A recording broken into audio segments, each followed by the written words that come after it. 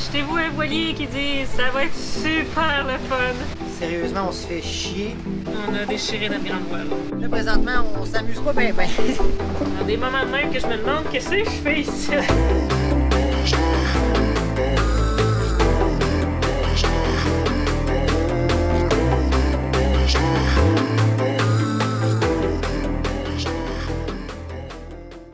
On quitte San Andrés. Ça fait déjà 2 semaines qu'on est ici. Puis là, ben, on lève la voile. Puis on va faire un petit arrêt à une île super belle qui appartient encore à la Colombie. Et ben, on va arrêter comme un drapeau jaune.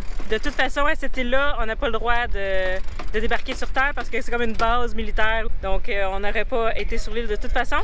On va faire un petit arrêt là. Puis après ça, ça va être cap sur le Panama.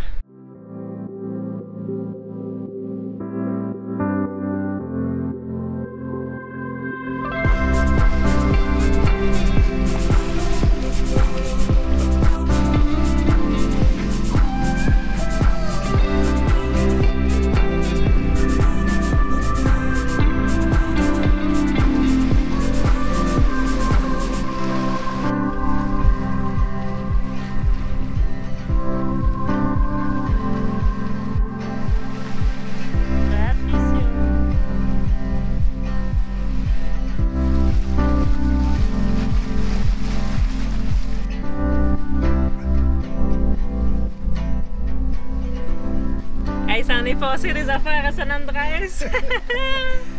En seulement 2 semaines, là, c'est incroyable tout ce qu'on a géré, encore une fois, des réparations, des rajouts. Le dessal, on a installé Starlink, Ouais. les pompes. Juste hier, notre pompe d'eau salée a rendu l'âme, fait que Pat en a installé une autre. On avait une en stock. Sérieusement, ce bateau-là, plus qu'on réalise qu'il était équipé, c'était fou tout ce qu'il y avait en double, en triple même.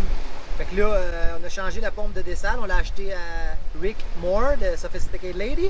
On en avait une en stock, flamme en neuve. On a trouvé après, tu sais. Dumb.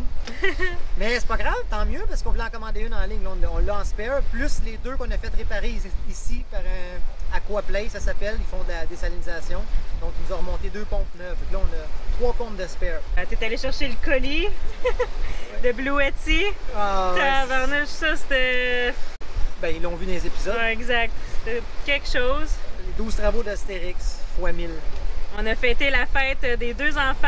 Amy a fait du parasailing. Loïc a fait de la plongée. Nous, on a fait de la plongée avec notre pêche au poisson-lion. Notre record de poisson-lion. Ah, c'était vraiment nice. D'ailleurs, j'ai encore un souvenir de ce poisson-lion-là parce que j'ai avalé une arête de mon gros poisson-lion. Une arête ça de longue à peu près. Là, elle est dans mon ventre en ce moment, puis je trouve pas ça drôle parce que ça me fait mal au ventre. Même mort, il continue à se venger. Ouais, on va voir dans les prochains jours s'il n'y a pas de complications, mais ça devrait pas, là. Il fallait partir aujourd'hui, maximum, parce que moins de 14 jours, on n'a pas besoin de payer une importation du bateau. On ne voulait pas payer ce frais-là. Voilà. Donc, c'est pour ça qu'on a resté juste 14 jours. Mais là, le colis arrivait aujourd'hui. Donc, on a fait notre sortie hier. C'est quand même très facile de faire l'entrée et la sortie à San Andrés avec notre agent René. Ouais. Il m'a rencontré les 2 fois à la marina. Puis c'est l'immigration qui vient à la marina. C'est pratique. Nous, on n'a pas à se déplacer. Tu fais un stop puis c'est fait. Puis on fait de la voile de fou en ce moment. 2 riz dans grand voile, full génois. 15 nœuds de vent réel. On fait du 7.5, 8 nœuds. Fou. Ben là, on a le courant avec nous. Ça roule en tabarouette. On va arriver vite à l'île. On est arrivé dans l'atoll, on vient juste de rentrer le génois, puis affaler la grande voile. Puis là, on est dans du 8 mètres. On voit déjà la couleur de l'eau qui change. L'île est juste devant. Quoi qui bip? Ah, off course. Bon, ben c'était l'autopilote qui bipait. Puis dans le fond, ce qu'il me disait, c'est qu'il était rendu off course. Parce qu'on avait juste un moteur, puis probablement qu'on n'allait plus assez vite. Là, ben, je sais pas, il s'est dérouté. Là, il m'avertissait qu'on n'était plus sur la route qu'on avait prévue. Parce qu'on roulait pas assez vite. Le bateau, pour qu'il se manœuvre, il faut qu'il aille à 2 nœuds à peu près. Donc, on était rendu à 1.5, plus le moteur qui pousse sur ce bord-là, ben lui, il a décidé par lui-même de changer de bord, là, parce qu'il roulait pas assez vite. Ben, il m'a bien averti. Ah ouais, c'est parfait. On est arrivé dans notre première atoll. Dans le fond, c'est 2 îles, mais entourées de coraux. Donc, on rentre. C'est serré un peu, après ça, tous les coraux nous protègent. Puis au milieu, il y a 2 îles. C'est trop cool. Premier atoll. Dans le Pacifique, il y a beaucoup d'atolls comme ça.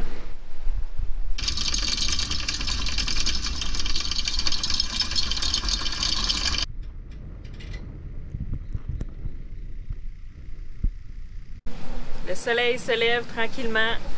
Cette nuit, ça a été un petit peu mouvementé. Il y a eu beaucoup de vent, rafale à 30, peut-être un peu plus. Ce matin, quand je me suis levée, j'ai vu rafale à 26. Puis sur le radar, ben, on voyait que la pluie venait juste de passer. Elle était maintenant derrière nous. On voit sur le radar qu'il n'y a rien qui s'en vient de pluie à partir de maintenant. La nuit, ce que j'aime bien faire quand il y a des vents, on se réveille constamment, puis j'allume Navionics, puis je démarre une route. Mais comme on est à l'encre, on a un petit mouvement, donc je vois le trajet qu'on a fait durant la nuit. On a 40 mètres de chaîne en ce moment, donc c'est normal qu'on bouge un petit peu avec le vent, mais on devrait pas bouger plus que ça, tu sais. Fait que si je vois à un moment donné qu'on dérape, bien là, ça serait anormal, puis tout de suite, ça me signalerait que l'ancre chasse. Mais elle a bien tenu. Notre Rockna, on l'aime beaucoup. Delta aussi, on aime beaucoup. Ça tient là, dans du sable. Là, tu mets 5 fois minimum, puis ça va tenir. C'est cool, on n'a pas bougé. Si vous ne voulez pas payer pour une application d'ancrage, faites juste utiliser celui que vous prenez en navigation. Ça va vous faire un dessin, puis ça vous sécurise. En tout cas, moi, ça me sécurise beaucoup. Puis ça m'évite de devoir me lever trop souvent. Je fais juste être dans mon lit, regarder, OK, on n'a pas bougé, parfait. Je me rendors. Puis au prochain coup de vent, je me réveille, je regarde. Puis on fait des tours aussi, le pas de s'élever plusieurs fois. Mais la nuit, on a moins de points de repère, donc j'aime bien ça voir sur l'application, c'est facile.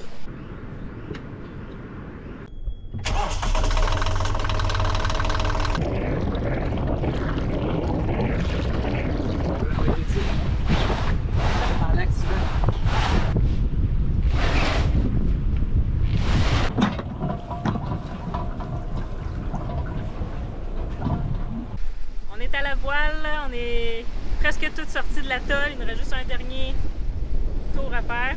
Ça a bien été, le moins profond qu'on a vu c'est 4,2 mètres avec des récifs des deux côtés, c'est assez étroit et ça a super bien été. En fait, on est en train de mettre les lignes à l'eau. Puis on a 209 milles nautiques à faire pour notre destination qui est Colomb. Des fois, on a des commentaires de gens qui nous disent « Ah, c'est beau la vie, on est dans des mouillages de rêve, on s'amuse. » Et là, présentement, on s'amuse pas bien, parce que c'est chiant, la mer est forte. Donc, ça se mérite, le paradis. Ces endroits paradisiaques, t'arrives pas là en claquant des doigts, là, on se fait pas téléporter. On se rend là avec les éléments. Les éléments, ils ne collaborent pas toujours. On doit s'ajuster aux intempéries, au vent, aux vagues. Je me plains pas, là, j'adore ça. On s'est mis confortable, on a changé le cap un peu, on va se rallonger la route, oui, mais c'est pas dur sur le bateau, c'est pas dur sur l'équipage. J'ai placé la houle au grand largue bâbord. Donc on fait des beaux surfs, mais ça fait qu'on vise Boccace au lieu de viser Colomb. Et c'est la distance 100 000 nautiques qui les sépare. Mais le vent, il va tourner légèrement comme ça. Plus qu'on se rapproche de Boccace, plus que le vent va devenir au portant, et c'est normal. C'est un système qui est dans ces coins-là. Ça fait toujours ça. Donc on finira au Parasaileur, on verra rendu là, mais on va avoir quitté la zone de vent fort. On est parti à du 27 nœuds de vent quand même. On savait que la mer était pour être désagréable. Mais là, on s'est placé dans une position qui est acceptable. Puis moi, mon truc avec un catamaran, si la table ne lève pas dans la cuisine, dans le carré, ça veut dire qu'on a une allure qui est confortable, qui n'est pas dure pour le bateau. Mais quand ça tape autour de la table, moi je change de cap dans ce temps-là, je me rallonge un peu, je m'en fous. Mais t'es pas dur sur rien, c'est pas dur sur l'équipage, c'est pas dur sur le bateau. Donc c'est ça qui se passe. Les enfants dorment. Véronique, elle essaye de faire une petite sieste, mais c'est pas évident non plus. Essayer de fonctionner à bord. Quand tu vis ça, le bateau il se tangue comme ça se promène tout bord, tout côté, il faut que tu tiennes sans arrêt parce que tu peux te cogner à tout moment. C'est pas long de perdre un ongle de doigt ou d'orteil. Mais bref, je voulais juste vous partager ce petit moment-là. Mais on s'amuse, là. Moi, j'adore ça. Plus on connaît la mer, plus on l'apprécie, moins on en a peur. Évidemment qu'il y a un danger qui est toujours là, Mais si on prend des bonnes lectures, qu'on agit intelligemment, il n'est pas censé arriver rien. Donc on est vent de travers présentement, 18 rafales à 23. On a gardé 2 riz dans GV, on va garder 2 riz dans GV tout le long. Pas compliqué, il n'y a pas de manœuvre à faire la nuit, c'est déjà réduit, ça roule très bien. Le génois on l'a ouvert, on est 3/4. Puis la vague, c'était censé être du 8 pieds, mais on frôle le 10-12. Il y a des creux de 12 pieds. Ça avance vite, on roule du 7. On a un average overall à 6.1. Ça, c'est normal qu'il est plus bas parce que quand on est parti de l'atoll, on n'était pas à notre cap encore. Donc, on n'avait pas atteint notre vitesse. Puis ça fait une moyenne sur ta distance générale. Donc, tranquillement, si on continue à garder du 7, 7.5, mais la moyenne générale elle va augmenter jusqu'à 6, 6.5 à peu près. Ça paraît peut-être pas, mais on est tout mouillé. On vient de passer le pire grain qu'on a passé depuis nos 4 ans. Hein? Bahamas. Bahamas, peut-être qu'on a eu des pires. Mais celui-là, il était violent. Là. Avec des éclairs de tonnerre, ça. Ouais. Mais celui-là... C'était très violent. Ouais. Ça a monté à 40 nœuds. La dépression était tellement puissante, c'était blanc sur la mer. Fait que là, moi, j'ai gardé le bateau au portant le plus possible. Là, il restait un petit bout de génois à rentrer. Véronique, elle s'est dépêchée à rentrer le reste du génois. Heureusement, on avait 2 riz dans la grande voile. On a déchiré notre grande voile. Ouais, la grande voile est déchirée à peu près ça de long. Ça poussait la grande voile sur la barre de flèche, en fait. À force de frotter, ben, coupé. Ça a vraiment été violent, rapidement. On l'a vu sur le radar en plus, mais on l'a un peu sous-estimé. Ouais. Des fois, c'est tellement rien. Exact. C'est ça. Et là, on a pris une méga leçon, c'est tafale tout le temps. Surtout que le radar, on le voit là. Comme là, en ce moment, c'est super gris. Mais sur le radar, il n'y a rien. Mais parce qu'il n'y a pas de pluie. C'est ça. Faut que le radar le voit, faut qu'il y ait une densité. Donc, si c'est juste nuageux, très noir, mais il n'y a aucune pluie, il ne le verra pas. Non. Comme là, en avant, c'est aussi violent que ce qu'on voyait tantôt. Peut-être un peu moins, mais il n'y a aucune pluie dedans. Non, le radar, il nous dit qu'il n'y en a pas. Bref, on n'a rien d'autre de casser. C'est juste une petite déchirure. Ça fait partie de la game. Tu peux pas traverser des océans puis faire le tour du monde sans que tu fasses pas un petit scratch dans une voile. Ça arrive. C'est notre première voile, notre première déchirure de voile. Ouais. On n'a jamais déchiré d'autre. Non. On a bien réagi quand même. On a bien fait ça. Ça fait partie de la game. Donc, comme vous pouvez voir sur le radar, c'est pas très beau ce qui s'en vient devant nous. On va se faire ramasser. Achetez-vous un voilier qui dit ça va être super le fun. Pas toujours le fun. On prend grain après grain. Là, on est à moteur parce qu'on peut pas risquer de mettre le génois puis que ça lève vite. C'est n'importe quoi, là. T'as les alizés qui arrivent bâbord, puis t'as 15 nœuds réels qui arrivent tribord. C'est n'importe quoi, donc ça fait lever la mer des deux bords. Une machine à laver. C'est désagréable. Windy, tous les modèles qu'on regarde, ça indique rien. Tout est beau. C'est vraiment des mini grains isolés, mais mini, dans un petit grain, tu peux avoir du 60 dedans. Là. Dans des moments de même que je me demande qu'est-ce que je fais ici. Tu peux me dire qu'est-ce que je fais là. On n'est pas à notre place sur l'océan, dans le fond. Là. Non, c'est tellement épeurant. Tu sens la nature comme elle peut être forte. C'est vraiment pas agréable. C'est hostile. C'est pour ça que ça peut vous inspirer, les gens qui font les tours du monde, parce que tu vas te frapper à des affaires de même. Et même pire, là, tu sais. Celle-là n'est pas le fun. C'est vraiment stressant. Désagréable. On est à moteur, mais tu sais, on peut pas mettre les voiles parce que le vent, il arrive tribord, après ça, il va arriver bâbord, devant, derrière, c'est n'importe quoi. Toutes les dépressions alentour, ils veulent prendre le vent, fait qu'ils font ce qu'ils veulent avec. Fait que t'es au moteur, mais là... On a juste une demi-tank. Mais moi, j'aime naviguer pas plein. C'est mon intention, mais mes réservoirs d'eau, je navigue à moitié. Mes réservoirs, quand tu es censé avoir les vents que tu es censé avoir, t'as pas besoin d'être plein en diesel. Tu vas pas traverser le Pacifique, là. Là, j'aimerais ça qu'elle soit pleine pour pouvoir faire le moteur jusqu'à Boccace, mais même à ça, on peut même pas viser Boccace, on a le vent d'en face. Fait que là, je me suis mis entre les deux. Le vent arrive des alizés, bâbord, plus le 15 qui arrive tribord. On est entre les deux, fait qu'au moins on avance. Et là, la mer, c'est n'importe quoi. J'ai hâte de voir quand ça va se calmer. On va voir les vents vont devenir normales. On sait pas où on va aller. C'est soit Boccace ou Colomb. On sait même pas. C'est un moteur génois, parce qu'on ne peut pas empirer la grand voile, on ne peut pas l'utiliser. Oh my god, j'ai hâte qu'elle se finisse celle-là. Ouais. Il est 7h30 dans cette traversée de merde. Sérieusement, on se fait chier. Là, les éclairs se mettent à partie, ça vient de péter à côté. T'es le seul voilier avec le mât dans les airs, tu sais, qui attire la foudre. C'est tellement stressant, là. Des grains tout le tour de nous. C'est vraiment l'enfer. Il n'y avait rien de ça de prévu. On n'est pas des imbéciles qui vont se lancer dans une traversée dans des températures comme ça, là. C'est tellement des grains isolés. Il y en a partout. Partout, partout. C'est sans arrêt, c'est un après l'autre. Vraiment désagréable. Mais on vise Bocas del Toro. On a raccourci notre route. On va aller se protéger, se reposer. Quand ça part tout croche comme ça, c'est pas grave là, de changer de destination. L'important, c'est que les gens soient en sécurité.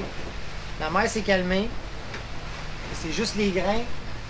Puis on devrait passer ceux-là. Qu'est-ce qu'on fait? On alterne. On met le génois quand on voit qu'il n'y a aucun grain devant. Un moteur génois. On avance bien.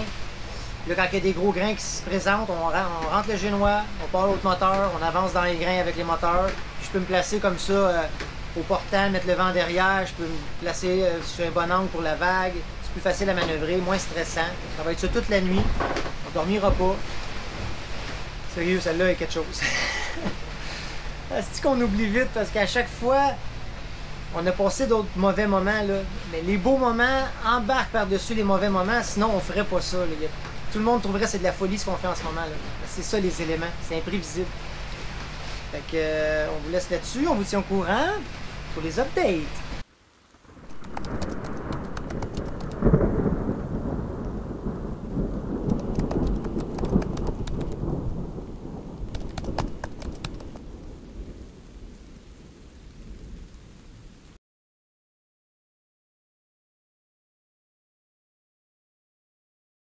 Toute ma vie, j'aurais habité sur un bateau. Il y a des moments vraiment magiques et ça en vaut le coup. Mais en ce moment, on aimerait tous être ailleurs. C'est dans des moments comme ça que j'aimerais être la chienne d'eau douce au lieu de la chienne salée, ouais.